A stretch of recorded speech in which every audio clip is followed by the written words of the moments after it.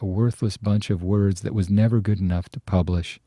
This process is only just beginning, and if I'm lucky, I'll write more books and we'll get more bad reviews. But I have to ask, is there a way through these devastating feelings? Is there some shortcut, some magical technique to make it hurt less?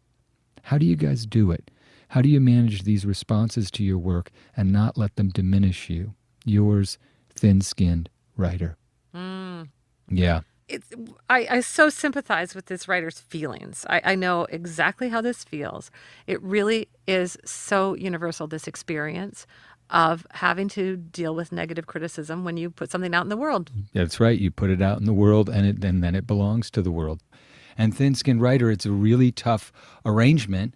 But as you seem to be aware of, it's better to be in a position where people are reacting to your work. You made all those decisions. You sat down at the keyboard alone. You concentrated really hard. You tried to pay attention and tell the truth, and you made the best decisions you could. And then you edited them and had help with an editor trying to make them even better decisions. And then they moved out into the world. That is the natural and ideal course of things. You worked hard and you saw that reward. And you should esteem yourself for that. But it's also a part of the process that then the world gets to react to it. And I just want to say, Thin-Skinned talks about this book being deeply personal. I take that to be it's a memoir or a collection of essays where the writer is actually writing about him or herself. Right. And I will say I deeply relate to that. I was terrified before Torch, my first book, was published. But at least it was a novel. Right. And so if somebody didn't like the characters in the book, they weren't saying they didn't like me and my family. Right. They were saying they didn't like these characters I constructed on the page. Right. Wild was my second book. That's right. It's a memoir. And before it was published, I have never been so emotionally unhinged in my whole life. I couldn't sleep. It was the first time ever that I went to the doctor and said, will you give me some medicine so I can sleep? Mm-hmm. I would wake up in terror in the middle of the night thinking, what are people going to say about me? Because when you write about a memoir or when you respond to a memoir, people don't say, I didn't like that character. I thought she was doing this or that. They say, I don't like her. Yep. People who hate my book believe that they hate me. People who love my book believe that they love me. Strangers walk up to me and say, are you Cheryl Strayed? And when I say yes, they say, I love you. I do not have that experience as frequently. But it's an interesting experience because it is so personal. Then the criticism also feels personal. When people are writing about not just your book, but your life, they're defining you in terms that you wouldn't use to define yourself. Yeah. That is a very, very difficult experience. And no writer would tell you otherwise. Yeah. You know what we should do? Actually, what we must do is talk to your mentor and my hero, George Saunders, because he's a writer who has thought a lot about, written beautiful books, and also thought a lot about, I think, both criticism and its role, but also the writer's role in reacting to that criticism and trying to keep ourselves focused on the larger mission, the deeper mission. So let's call George. Let's call George.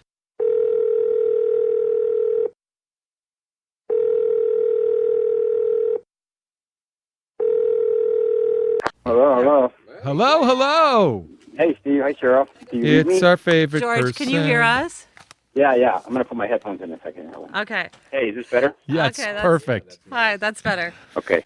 So here we have this letter, George, from this young writer, this thin-skinned, or he feels he's thin-skinned writer. And, Cheryl and I immediately thought of you as somebody who might be able to provide some counsel and comfort to this guy. As a fellow thin-skinned person. And I'll just tell you, both Steve and I have plenty to talk about in this department too, because I think one thing that all three of us share, not only are we all published authors, we've all been roundly condemned by people in public places. Yes. Right? Yeah. I would say I've been the most roundly condemned, but that's all right. We don't have to compete. I mean, I think that's the experience of being a writer. Right? Yeah. Yep. When I read the letter, my heart went out to the person because I remembered when I sold my first book, I placed one of the stories, a novella, in Harper's, and they ran it in this big folio, and it was such a big deal and all that. And then in the next issue of Harper's came out, and they published two just scathing letters about my piece. And they both felt like they'd been written by my subconscious, or so, like right on the thing I was most doubtful about, and it just sucked. It hurt, it really hurt. And what I did was I went down and cleaned the basement for 3 days, and Oh. there was something about the being alone and being able to kind of work through it mentally that really helped. But that's really the painful thing, isn't it? Oh, it is. Because as Thin Skinned Writer says, so often, whether it's fiction or nonfiction, that piece that you've created is not only something you've worked incredibly hard on, but in some cases, as this letter writer says, it's deeply personal and close to his or her heart. And you gave it in a spirit of, you were enthusiastic about it when you did it, and you were maybe a little bit, kind of carried away and uplifted. And then when you goes out into the world and somebody turns around and doesn't like it, that's just a tough thing. My question is, though, George, the fact that these letters identified things that you were at least partly sort of bracing yourself against or cognizant might be the basis of criticism of these stories, did that provide you any sense that at least these letter writers had tried to deeply engage with what you were up to rather than being exactly. dismissive? And, one of the things that happened during that 3-day hiatus in the basement was that, the kind of shame and all that kind of stuff, it kind of died away a little bit. So when I was down there, I thought, the first few days were just, self-recrimination. And then the third day, I thought, well, somebody, was stung by this enough to hate it. Yes. That must be something. They didn't just ignore it. And then, in the middle of day 3, I could think, well, and also Harper's purposely ran these because they thought there was kind of there's something energetic about it. There's like 3 levels. One level is you review it everywhere and they're all glowing. Everybody likes that. That's my Second one favorite is- part. That's my favorite thing. Yeah. I You still dream reviewed about everywhere that one. Right. and you're hated. Nobody likes that. No. But the third one is nobody reviews you. And I think really, if you're generating energy, that's really, and I think this is even more clear to me as I get older. The one thing you don't want to be is ignored, or kind of just blah. And then the other thing, I did a trip one time for GQ, and I went with Clinton over to Africa, and we, toured his foundation stuff. And I got to interview him, and I asked him about kind of a similar question, like how do you cope with the intense criticism that you sometimes get, and even the anger and all that kind of thing, and still function.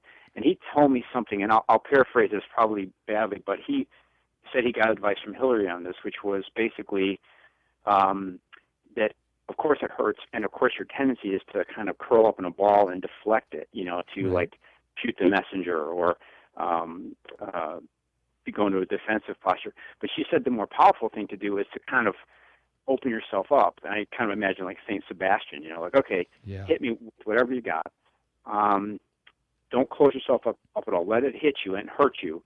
And then what will happen over time is most of it just falls away. A lot of it you just forget it. It didn't really sting. And there might be 2 or 3 things that really did get you that then, given enough time, you could convert into some kind of benefit for yourself. So I remember one time and I don't remember who wrote the review or even what book of mine it was about, but it was a real negative thing. It really was kind of difficult to take.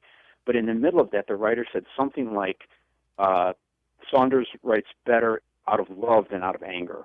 Yeah. And Yes. and of course at the time, that's so stupid. But that has stuck with me all these years, and it saved me a lot of trouble. Yeah. Like there, a lot of times I'd be about to start a piece in kind of an angry, vituperous spirit, and I'd remember that and think, oh yeah, that's right, he was right about that.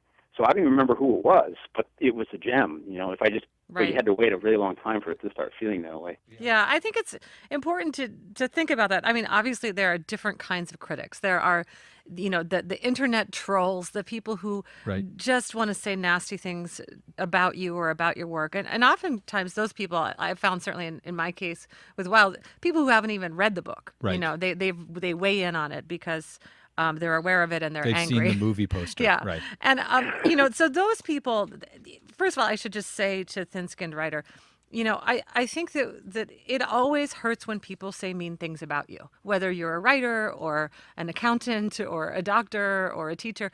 When we face criticism, it hurts. And we need to figure out, how much to listen to that criticism. I try to ignore those hateful trolls. But I think what George speaks of, where sometimes our critics can actually be telling us something that might be useful to us. And one thing I always remember as a writer is I have never asserted that anything I've published or written was perfect. I always say, here's this book, and I did the best I could, and I know it is flawed. And Right. so when somebody then comes along and points out some of those flaws, Right. it's a helpful reminder to me to say, yeah, I knew it was flawed, actually. And, thank you for taking the time to think about it. Yeah. Steve, you asked a question about what a critic's role is, and I think one of the things that maybe is degraded in recent years is that criticism is a rhetorical science, and it's got to be rigorous, and it's a work Yes. of art in itself. So the person who's criticizing the book has first a job of kind of laying out their aesthetic position, placing the book in a certain tradition, Yes. and then if they're a good critic, they can say very precisely where the writer went wrong. But a lot of this new criticism, or kind of, I would say, internet-flavored criticism, is just thumbs up, thumbs down. So one thing I try to do when I'm reading reviews is just say, well, how rhetorically sound is this argument? That's right. And, of course, the ones that are rhetorically sound are the ones that will help you the most, because the person is on the same journey as you. They're acknowledging the flaws. They're acknowledging that every work of art is flawed from the outset, and your artistry has to do with sort of making the flaw a beauty. So a good critic will be, along with you on that, will say, yeah, this is the risk of this kind of work, and then might say, she flinched at this point, or she triumphed at this point. But that's always going to be helpful because it's grounded in some actual technical rigor. Yeah, I think the thing that thin-skinned writer can reasonably at least wish for is that somebody really deeply engages with their work. That's all you can ask of the critic. You can't ask the critic to like the work. Right. Of course, it's so facile to say just be open and take it, but often if a criticism lands on you and sort of stays with you, there's something within you that already knew that thing, that kind of, Right. The feeling is like, yeah, that's right, That's what sends you down to the basement for 3 days. Yeah. So, George, one thing that I've definitely noticed, and maybe this will be a comfort to thin-skinned writer, is the day you read that terrible review or somebody has, written something horrible about you on a blog or something, I always feel like, I've just like punched in the heart. I mean, it really is, it's almost physically painful, and it sent you to your basement for 3 days and so forth. And, I think Steve can also relate to this feeling. I mean, it hurts, right? I live in that feeling. But then what I found to be true is then it gets better. And it's almost like, having a bad breakup. You think you can't survive. And then 10 years later, you're like, oh, I'm so glad that relationship ended. I mean, what I mean to say is sometimes this criticism can become funny. My friend, the writer Karen Carbo, has this great story about how one of her Amazon reviews, one of the titles on one of the Amazon reviews of one of her books is Karen Carbo has written the worst book ever written in the history of books, which I think was great because we all know that that's hard to do. I mean, there are a lot of bad books out there, right? And to think that she wrote the worst one, and so we laugh about this. I mean, she laughs about this. It's downright funny. And there are so many things, that people have said about me or my work that I can honestly make light of now. And in fact, Steve Almond has written a whole book Yes, I have. about this called Letters from People Who Hate Me. And so turning that around, and I'm curious about your has it become funny to you over time, George? Yeah. I mean, well, I think what the gold in what you just said is that, time, I mean, when you're in the depths of that terrible feeling or any terrible feeling, if you can just hang on to the idea that it won't be as bad in a week, Right. 2 weeks will be a little less bad. And, when I was in the basement, and I remember thinking, okay, this really hurts right now. I also, sort of as in the letter, it made me think this is just the first of many bad reviews that were coming, which is a terrible feeling. Because part of what you're dealing with, I think, is if you're at all inclined to self-shaming, which I think so many people are, Writers in you particular. kind of just want some way to dig yourself out of the rubble and be yourself again. Right. Just some little way. And it's funny what a small idea can get you out of that rut. The idea that it'll pass in time, and then maybe in that review, if our thin-skinned writer can find one thing in there that seems hopeful or seems kind of like to be upholding something that she or he was trying to do. At least I sort of rattle somebody's cage with this story. Yeah. That might be enough to get you through the 3 weeks, and suddenly it will seem funny. It'll seem like a war story, at some point. Yeah. That's right.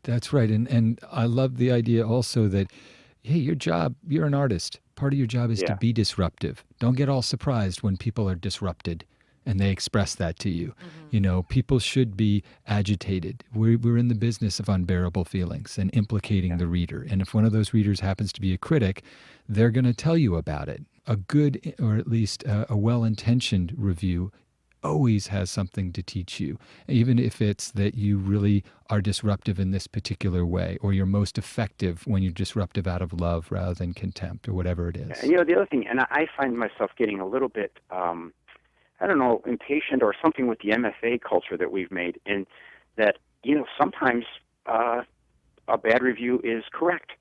A bad Right. review is important, insightful work, and saying to somebody, you are not doing useful work here, And so I notice, in the wider culture, this kind of, it feels to me like a vague sense that everyone should be an artist and can be an artist and must be an artist or not worth anything. And that's not true. It's not true that everybody can write a great book. So to a certain extent, you could also say a critic is performing a vital function by patrolling the perimeter a little bit and saying, just because you typed it doesn't mean it's a book.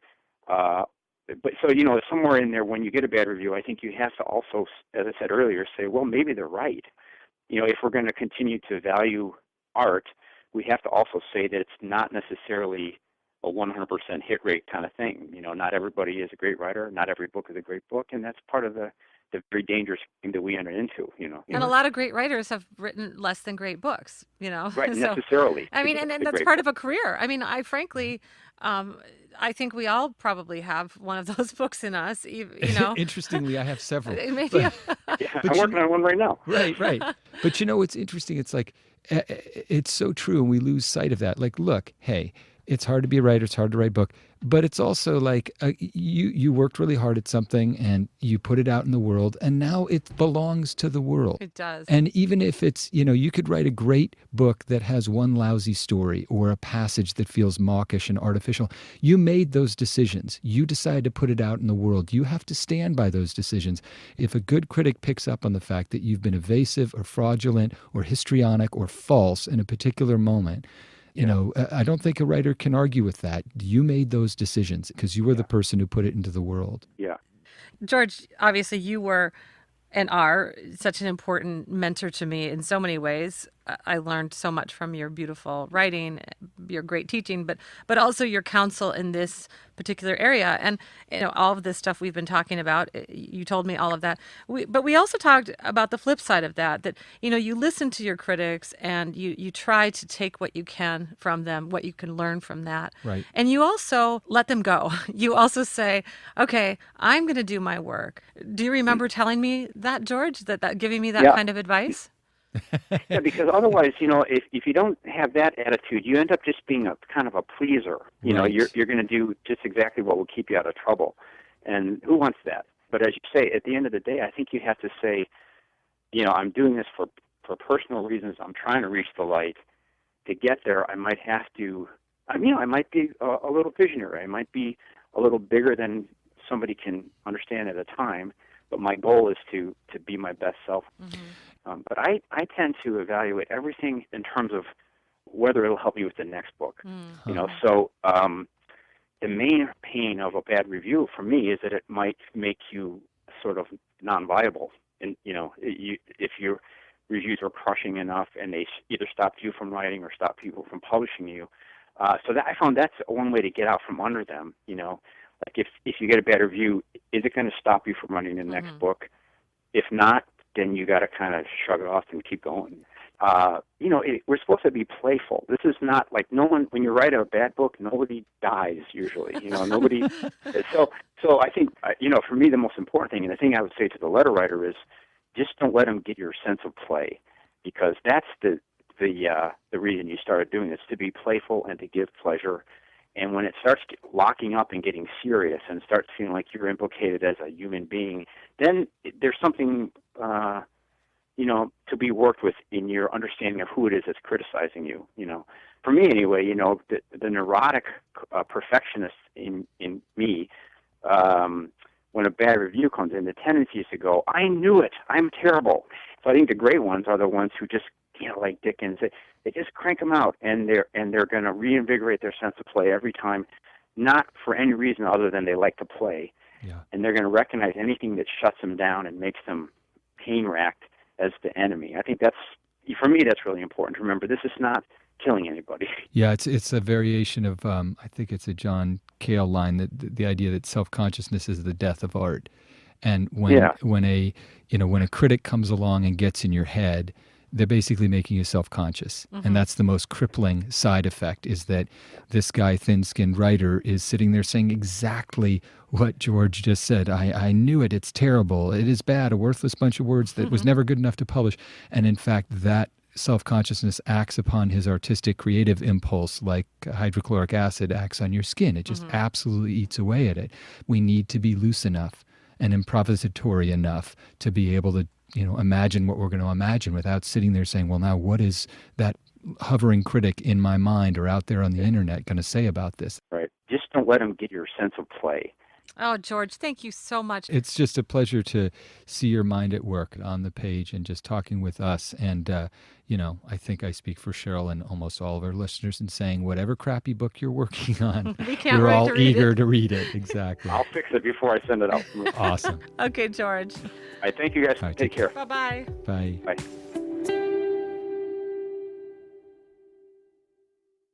Last Seen, a new podcast from WBUR and the Boston Globe, investigates the largest unsolved art heist in history. So about the time that he begins putting the duct tape on, he says, this is a robbery. The theft of $500 million worth of art from the Isabella Stewart Gardner Museum in Boston. When the FBI says, we solved it, we know who did it, it's like, no, you don't, because you don't have the paintings. Subscribe and listen to Last Seen now on Apple Podcasts or wherever you get your podcasts. Sponsored by Samuel Adams and ADT Smart Home. I'm Michelle Goldberg. I'm Ross Douthat. And I'm David Leonhardt. We're the hosts of The Argument, a new podcast from the New York Times opinion section. These days, it's more important than ever to listen to people who disagree with you. Maybe they'll teach you something new. Or maybe they'll just teach you how to beat them. So listen to The Argument from the New York Times. Subscribe on Apple Podcasts or wherever you like to listen.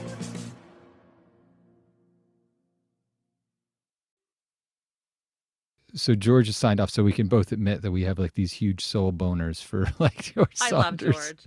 He really is. I love him. Yeah. No, I mean, he's one of those guys, who they're rare, where they move through the world and there's just such a thoughtfulness and humility and good intention to him. He seems one of the rare people who's fully aware of how hard it is and beautiful it is to be alive. They don't come along. He's Often. the real deal, and what a great conversation that I hope Thin-Skinned Writer was helpful to you. I think what we all said really in chorus is that it hurts to be criticized. It hurts to have that personal, heartfelt work that you labored over for years be rejected or mocked or whatever Dismissed, is whatever dismissed. But it's also just part of the work of being a writer. And I would say this spills over into other professions as well. I mean, I don't know what job there is that you're not going to face some criticism at some time. Right. For me, the experience has been, it's spilled over into not just, it's not contained in my writing life, but it's in my whole life. How do I contend with not being loved? I would say that more than anything in the world, what I hoped that my writing would bring me was love. If I'm going to be as honest as I can be and as vulnerable as I can be when I think and talk about my writing life, like I want people to not just love my work, I kind of want them to love me.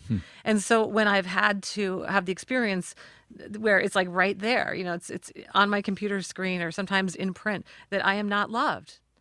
You're actually reviled, right? Yeah, and that.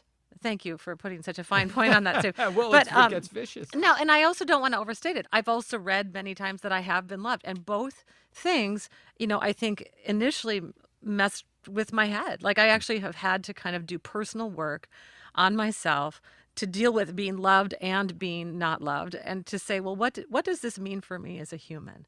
And part of my evolution has been, which is saying, everyone doesn't have to love you. Everyone doesn't have to love you. You don't need anyone's permission to do the work that you're here to do. And it's important to remember, thin-skinned writer, that basically I don't think there is a writer who is not thin-skinned. So you can we'll just refer to you as a writer. But, there's no shortcut. There's no magical technique. But I think your job, actually, thin-skinned writer, is to see what you can learn. The trick in all this always is to try, if you can, to take what's of use and leave the rest behind. Mm-hmm. Leave the doubt, leave the I can't do this behind. That's irrational, crazy thinking. Yeah. You just have to keep writing. And, if none of this rings true to you, at least as you write, you can remember and rest assured that you can't possibly write the worst book that's ever been written. That's right. Because Karen Carbo Has